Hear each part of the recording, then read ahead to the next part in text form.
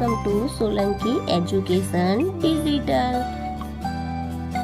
ચાલો આજે આપણે શીખીશું ધોરણ 5 ગણિત ગમ્મત સ્વાધ્યાય પોથી પાઠ છે 11 ક્ષેત્રફળ અને પરિમિતિ. ત્રીજું, નીચે આપેલી આકૃતિઓની પરિમિતિ શોધો.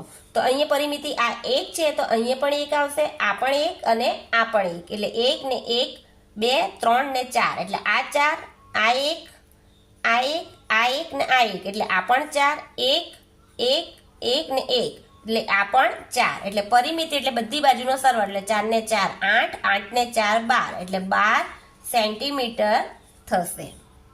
બીજાનું કે 3 સેન્ટીમીટર આ રીતે આકૃતિ આપી એના પરથી, તો આ 3 સેન્ટીમીટર હોય તો અહીંયા પણ 3 સેન્ટીમીટર આવે, આ 1 સેન્ટીમીટર તો અહીંયા પણ 1 સેન્ટીમીટર, પછી આ 1.5 છે તો અહીંયા પણ 1.5 સેન્ટીમીટર, ને આ 3 સેન્ટીમીટર તો અહીંયા પણ 3 સેન્ટીમીટર. હવે બધાની ગણતરી કરીશું તો આપણે 1 3 1 3, પછી અહીંયા પણ 3 છે, આ 1.5 5 1.5, આ બધાનો સરવાળો કરીશું તો આપણો જવાબ આવશે. જો 1.5 1.5 નો પહેલા સરવાળો કરી દો તો 5 ને 5 10 1 2 ને 3, એટલે આખી કેટલી આવશે? આ બે ની બાજુની આવશે 3 સેન્ટીમીટર.